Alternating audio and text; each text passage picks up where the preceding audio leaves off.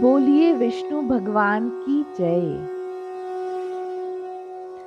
अनंत चतुर्दशी की व्रत कथा।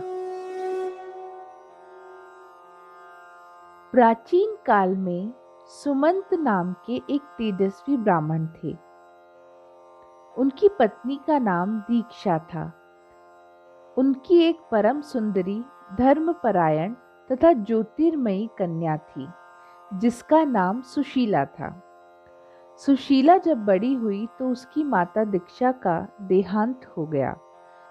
पत्नी के मरने के बाद सुमंत ने कर्कशा नामक दूसरी स्त्री के साथ विवाह कर लिया। सुशीला का विवाह ब्राह्मण सुमंत ने कौटिल्य ऋषि के साथ कर दिया। विदाई में कुछ देने की बात पर कर्कशा ने दामाद को कुछ ईंटें और पत्थरों के टुकड़े बांधकर दे दिए। कौटिल्य ऋषि दुखी हो अपनी पत्नी को लेकर अपने आश्रम की ओर चल दिए, परंतु रास्ते में ही रात हो गई। वे नदी तट पर संध्या करने लगे। सुशीला ने देखा कि वहां पर बहुत सी स्त्रियां सुंदर वस्त्र धारण किए देवता की पूजा कर रही हैं। सुशीला के पूछने पर उन्होंने विधि पूर्वक अनंत व्रत की महत्ता बताई।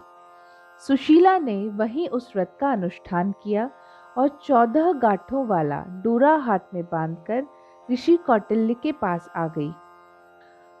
कौटिल्य ने सुशीला से डोरे के बारे में पूछा तो उसने सारी बात बता दी। उन्होंने डोरे को तोड़कर अग्नि में डाल दिया। इससे भगवान अनंत जी का अपमान हुआ। परिणामतः ऋषि कौटिल्य दुखी रहने लगे।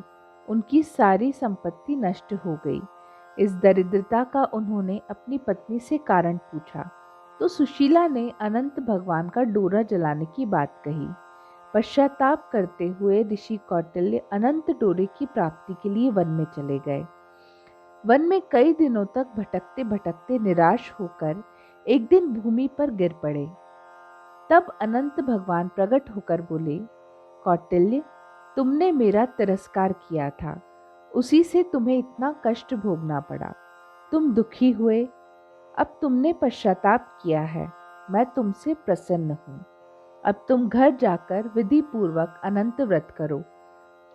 14 वर्ष पर्यंत व्रत करने से तुम्हारा दुख दूर हो जाएगा। तुम धन धान्य से संपन्न हो जाओगे। कौटिल्य ऋषि ने वैसा ही किया और उन्हें सारे क्लेशों से मुक्ति मिल गई।